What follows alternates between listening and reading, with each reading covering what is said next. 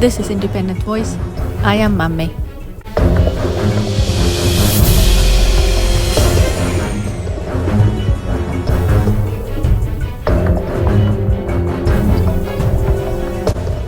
Mr. Fouad's biography, Part 6. When I started being involved in this, in those days, I was almost among the first Black person who could work as an international agent in NGOs, for example. Okay? So the way we learned about international humanitarian law, the way that we have analyzed the institutions with which we are going to work, it's up to you to analyze first where you're going in, unless it's greed that brings you there. I want just salary, okay, fine, you go wherever. But if you know what you're doing and you know what you want, you analyze with whom you are going to work. An association can have a good name, but beneath it, maybe it's a spy institution, or they have Al-Qaeda components in there, or you have to check. Okay. For example, without this being a publicity, the way Doctors Without Borders was created is very interesting to analyze, because after the success story of Doctors Without Borders, it made a lot of emules, and many organizations were created after that. And many have the Without Border component going with it: Handicap Without Border, Journalists Without Border, Baba Without Border, etc. But the history wants that those who created MSF, which is Doctors Without Borders, first were working with ICRC. ICRC being the International Red Cross, okay? That was created through the International Community Agreement. Okay. In Switzerland. It was one of the Dukes of Swiss that created it, Henri Dunant, and the way it was created was to create almost the ambulance of the world, because in each country you have ambulances. Okay? But he saw the war of Solferino, where people who were wounded, no one was caring of them, and the war continues. So he was a rich man, and he started, calling to the women who were around him and saying, let's help this guy. And that's how it started. The idea started that way, Once someone is wounded, he's no more a combatant. We have to heal him, regardless of who he is. Exactly. Voila. So that ICRC thing, when it was created, it was through conventions and it was discussions, etc. Okay, with all the world.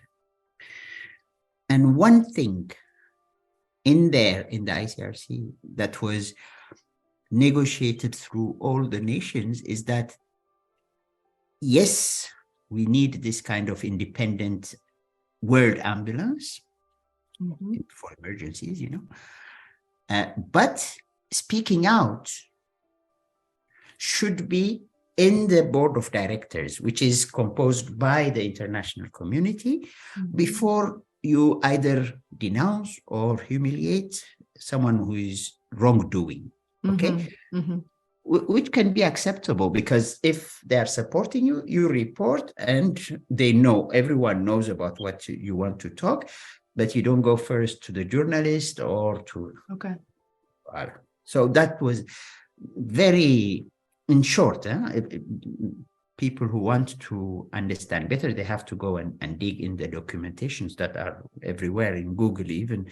So that's approximately how it was created. And the people who created Médecins Sans Frontières used to work for ICRC, okay? And where? In Biafra. Nigeria. You remember, you heard about the Biafra War. And the Biafra War was in this place where you have a lot of richness and Igbo community and Christians and educated. And the rest of Nigeria is mainly Muslim, rich also, educated. And this Igbo wanted to separate. Okay? But the rest of Nigeria didn't want, because they will go with all the richness as well. So that was another terrible war, where the word of genocide was also pronounced. I don't know now in history if they really qualify it as a genocide, but that was the premises in any case. So these doctors, French doctors who were working with them, working in the Biafra area, so that what they were doing will not be enough, because it's huge. The war was violent and many people were dying, wounded, etc. They said, we have to alert the international community. ICRC would not allow that. How so? Because it has got first to go to the board. According to the bylaws, you know? So the French doctor said, we're leaving. We can't work like this. It's too bureaucratic. It is instrumentalized by the international community.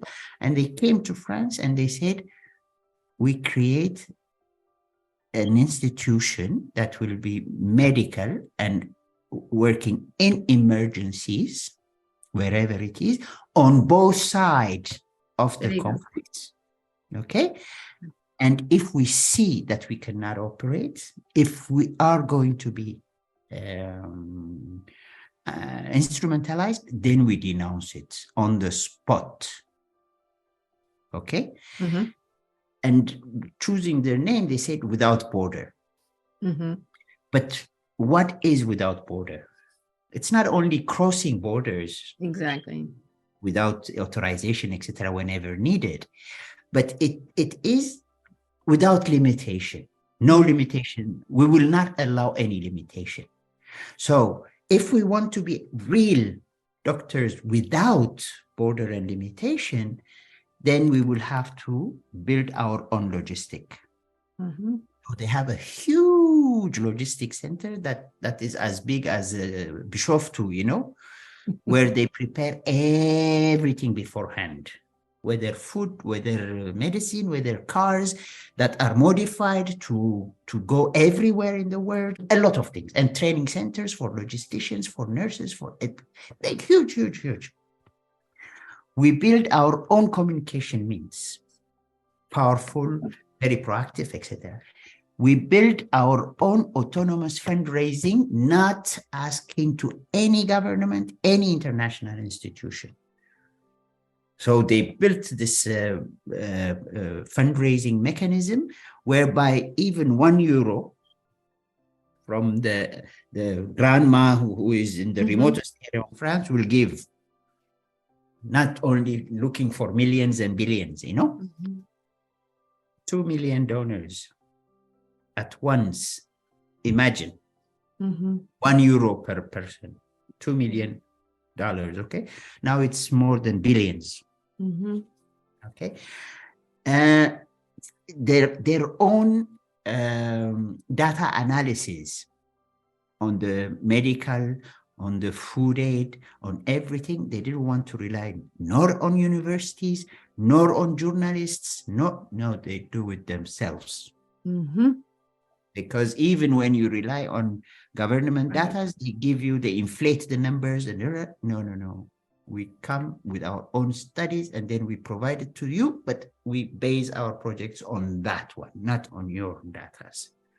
So it's not only without border and without limitation in terms of name, and we can go wherever we want. We are arrogant. No. We are totally independent. And we go, we help your enemies, and we help your army. but we don't interfere in your business. Don't touch us, don't kill us. Okay, so it is an institution that was created on this parameters, paradigms, and principles that then became a huge institution worldwide, okay, that are now criticized sometimes or killed. There are people being killed because so-called they interfere in politics, so-called they are instrumentalized by government, they work for CIA, they work for, it's false. It's false. But yet, even after having said this, there were attempts that MSF itself be infiltrated. Because hiring process, you know, anyone can bring its CV, etc. So there were instances where MSF itself has discovered that it has been infiltrated when we were working in Chechnya. There's a hell of a book that were written after that, denouncing that, and the guy himself that was caught wrote also a book defending himself, etc. It was public.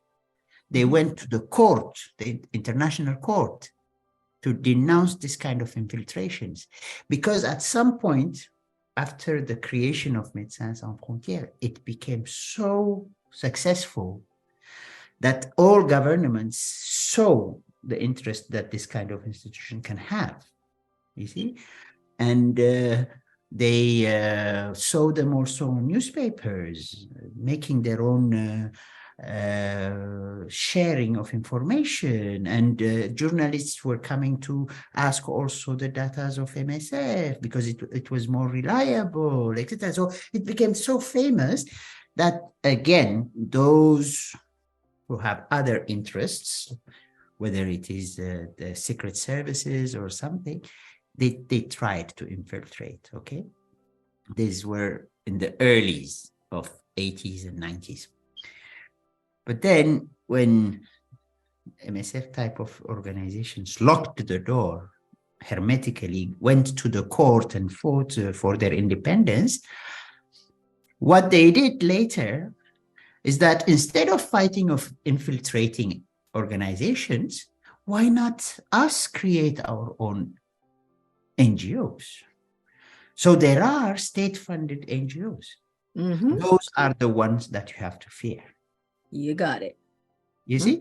And these ones, if the governments, whether in Africa or Asia or Latin America, do not do their homework in analyzing, they have intellectual people, they have people who go to universities, especially today where you have all this setup of electronic Google and access to all university write-ups and everything.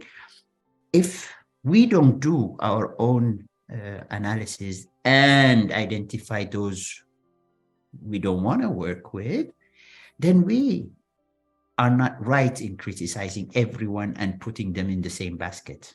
True. That is something that also pushed me to say, oh, stop. Okay. The other thing with which I became also very, very upset after all these experiences, and mind you, it was not that I was giving up. It was, khalas, I have given, you know, for many decades. But I was coming out with my own conclusions. Okay. And I saw also through this kind of accusations or through acquaintances with some people, corruption in this same arena. Okay. Some people want you to hire a person of their family. Some other want 10% of cut of the budget that you're bringing in. Some other want you to buy from this enterprise instead of this one. And that enterprise, when you dig in, belongs to the wife of the minister of XYZ, etc. So there are many kind of corruptions that make it more and more difficult to operate. unless and otherwise those countries or those international institutions reinforce the fight against corruption. Educate their population, but also their civil servants about what it means, corruption. For me, I was telling them in some countries where it was so obvious, saying you're really terrible, because when you do this, it's not that you are serving your interest, your evil interest. It's you're stealing the food from the mouth of a baby. Simply. I'm not going further than that. I say you're stealing the small thing that you give to a famine victim, baby. You're stealing that small energizer food that we're bringing. It's not the money that you're stealing for your own business, for your own. No, you're killing your own kid. And that was the end of it for me. After Libya, I stopped. But interestingly, I went to work on other issues: ethics, compliance, and good governance. So the last 15 years of my life, based on the experience of those decades, and having seen it from near, almost touched it, I could elaborate on ethical behaviors, educate on ethical behaviors, fight corruptions, investigate this kind of things, advocate for good governance, etc., more in depth, because I had empirical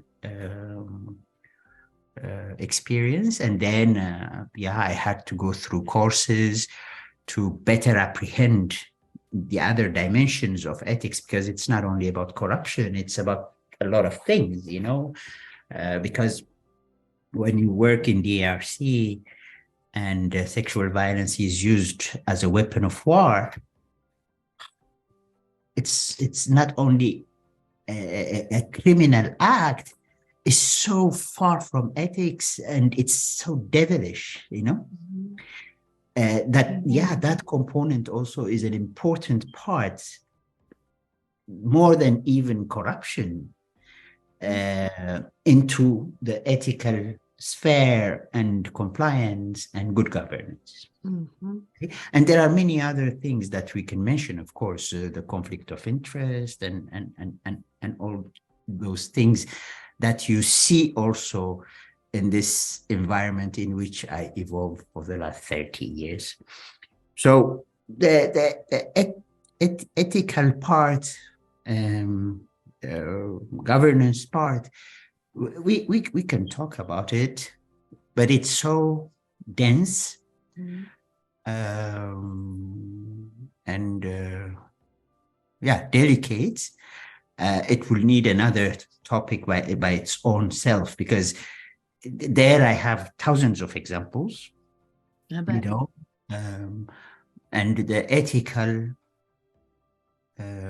compliance and good governance environment does not touch base only on humanitarian money or the food aid or the sexual violences, etc., but it touches also on the instrumentalization of wars that we help or trigger, like what happened in Ethiopia or Iraq or Libya, Syria, etc.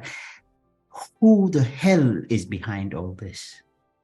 It's a moral and ethical lack, if not even absence, that leads to this.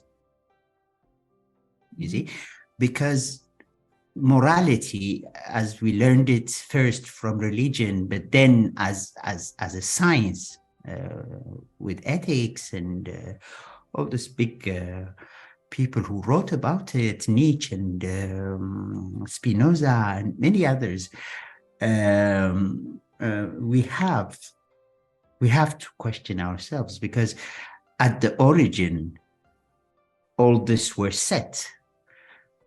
You can go by the 10 commandments of the religion, sufficing, read them and apply them. You will see, you will diminish a lot of things, but we are far from that, you see. And in my view, unfortunately, sometimes, especially nowadays, after all these years of experience, the impression that it gives me is that gradually the world had replaced God by interest, money. You see? And money can buy everything now. So they say. Yeah, no, I mean, that's the trend that it shows, because when we talk about proxy war in a given context in Africa, it means that there is a group of people who are sold or who are selling their nation to serve other interests while gaining their own other interests that I don't know from where they get that kind of morality, but that is what it means. That is what I'm targeting when I say this, So a country like Ethiopia, where religion is so much anchored, deeply anchored, whether it is Islam, Judaism, Muslim, or even Protestantism, for me, the Ethiopia in which I grew up had a fear of God, a fear of the Creator. The Ethiopia I see today, after what happened and what is still happening, is as if we put aside God. You don't go and open the belly of a mom to slaughter the kid. You don't do that. In which religion that is allowed? In which human setup that is allowed? We're going back to barbarism and beyond. And beyond.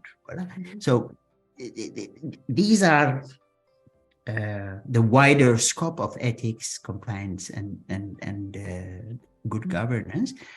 And today, if I sit back and analyze all this without judging anyone, because it from now on, after where we reached in our world,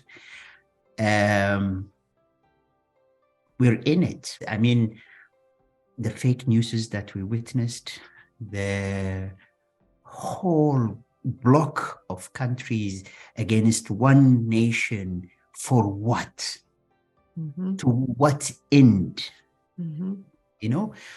This war in Europe, back to war, where they have said, no more. Enough is enough. Boom, they're back to it. For what reason? What had triggered it? And when you dig in, it's all dirty. You see? So the whole world, now that we have this new tools, social media, videos released by ancient CIA people, ancient KGB people, ancient this, everything is coming out. And the evil things that were done, where you were not allowed to speak about before, today are laid out there. Yeah. You see? So I will stop there for the part of the experience and go through the lessons learned globally and especially focus on the message to the next generation. Thanks again for joining us. This is Mame, and this is Independent Voice.